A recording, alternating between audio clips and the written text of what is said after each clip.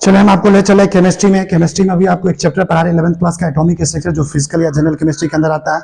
इसमें देखिए अभी आपको क्वांटम नंबर जो चल रहा है उसमें आज पढ़ाने जा रहे हैं एनर्जी ऑफ ऑर्बिटल्स।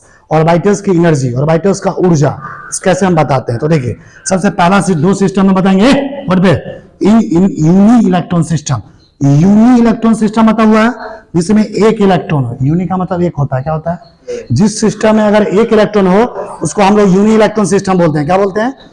समझ में आ रहा? देखो one electron containing species, one electronic containing species comes under this category. जिस स्पेसिस के पास अगर एक इलेक्ट्रॉन होता है वो किस कैटेगरी में आता है? यूनी इलेक्ट्रॉन में, यूनी इलेक्ट्रॉन सिस्टम में। अब यूनी इलेक्ट्रॉन सिस्टम में जो स्पेसिस आता है उसका एनर्जी हम कैसे दिखाते हैं? तो देखिए यहाँ पे एक हाइड्रोजन लिखा हुआ है, हाइड्रोजन है, इसका परमाणु संख्या कितना होता है? एक। अगर एक परमाणु संख्या तो इलेक्ट्रॉन भी कितना होगा? एक। हीलियम देख रहा है, हीलियम का परमाणु संख्या एटॉमिक नंबर कितना होता है? दो। इस पे एक पॉजिटिव चार्ज है, मतलब एक इलेक्ट्रॉन निकल चुका है, तो दो में से एक निकल गया, कितना बचा? एक। यहाँ भी देखो लिथियम है, लिथियम का एटॉमिक नंबर कितना होता है? 3। यहाँ पे 2 प्लस चार्ज है, Li2 प्लस, तो 2 इलेक्ट्रॉन निकला, प्लस मतलब निकलना, तो 3 में से 2 इलेक्ट्रॉन हटा दो, कितना बचा? कहने का मतलब इसमें भी एक इलेक्ट्रॉन, इसमें भी एक इलेक्ट्रॉन, इसमें भी एक इलेक्ट्रॉन, है ना।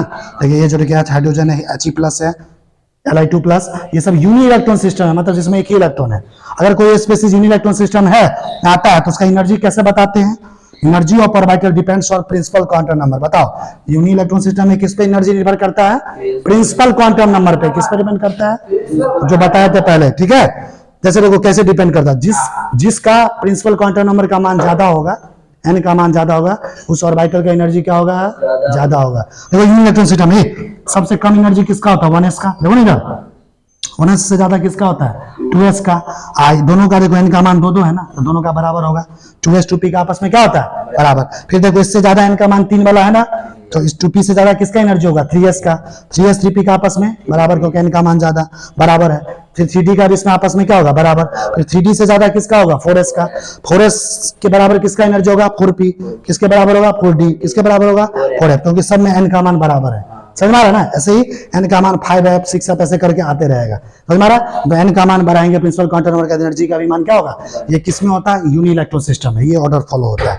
अब देखो अगला है अगला सिस्टम है मल्टी इलेक्ट्रॉन सिस्टम। ये काफी इंपॉर्टेंट है, ये तुमको पढ़ना है अभी। यहाँ इसी पे सवाल आएगा परीक्षा में, ये बहुत इंपॉर्टेंट है। देखो क्या है मल्टी इलेक्ट्रॉन सिस्टम, किसको बोलते हैं? इसमें एक से ज्यादा इलेक्ट्रॉन हो।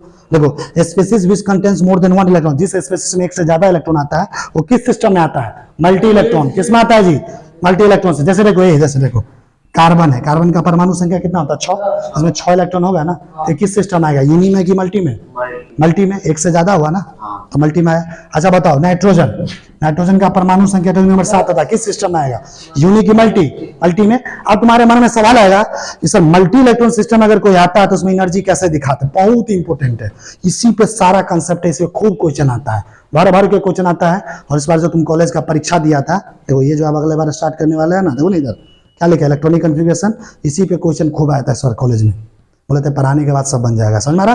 तो देखिए यहाँ पे क्या लिखा, मल्टी इलेक्ट्रॉन सिस्टम एनर्जी कैसे बता दे, ध्यान दो।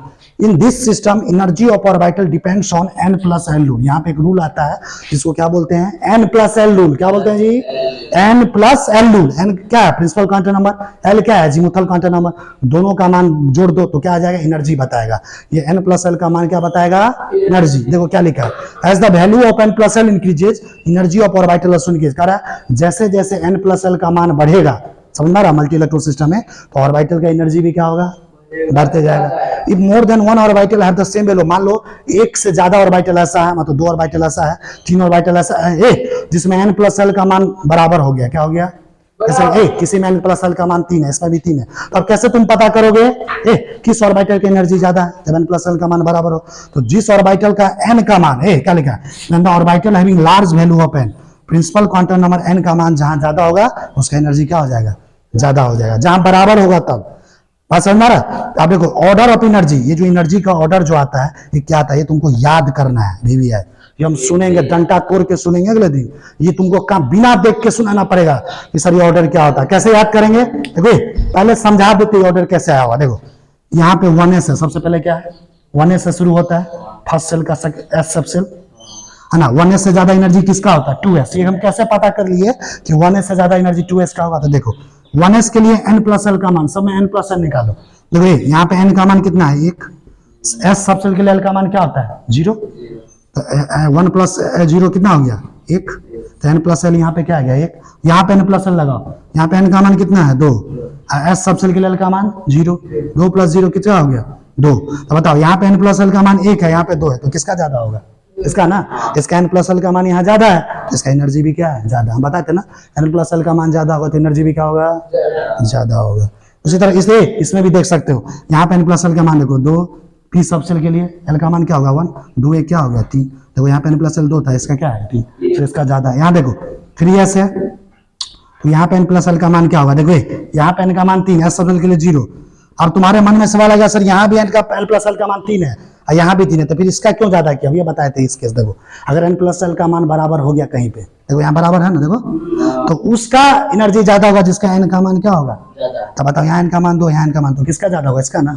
अब समझ में आया ट्रिक्स, अब ये पूरा समझ में आ गया होगा। तो इसको याद कैसे रखना है, देखो इसको 2 बार 3 बार लिख लिख के प्रैक्टिस करना, इसमें खूब क्वेश्चन आता है, समझा। इसी पे तुमको इलेक्ट्रॉनिक कन्फिग्रेशन, इलेक्ट्रॉनिक विन्यास सीखना आएगा।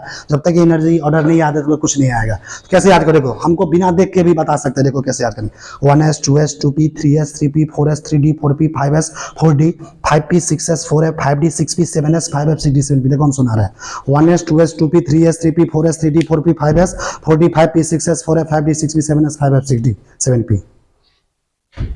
फिर सुना एक बार 1s 2s 2p, मिलाओ ना तुम लोग 1s 2s 2p 3s 3p 4s 3d 4p 5s 4d 5p 6s 4f 5d 6p 7s 5f 6d 7p, है कि नहीं।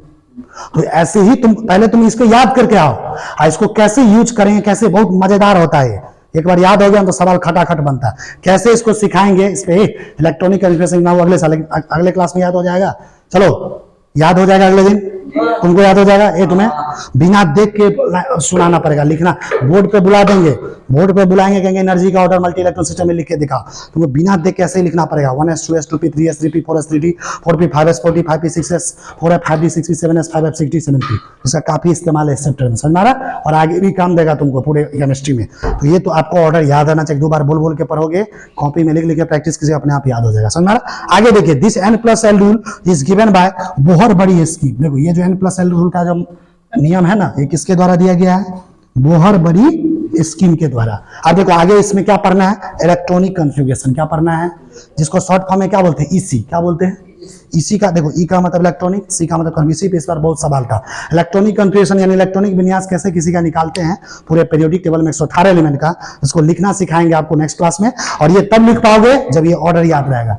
ये 1s 2s कल हम सुनेंगे, दे हाथ तोड़ेंगे, कल हम कोई बहाना नहीं सुनेंगे कि क्यों याद नहीं आया क्या नहीं हुआ, सीधे सबसे खड़ा करके पूछेंगे, आपका ओरल टेस्ट होगा, किसी कीमत में याद होना चाहिए। तो चलिए केमिस्ट्री का, फिजिकल केमिस्ट्री एटॉमिक चैप्टर का आज का वीडियो लेक्चर आपको कैसा लगा, और ये वीडियो लेक्चर अच्छा लगा तो वीडियो को लाइक कीजिए, लोगों को भी शेयर कीजिए। अगर आप हमारे इस यूट्यूब चैनल पर नए तो हमारे चैनल को सब्सक्राइब कीजिए।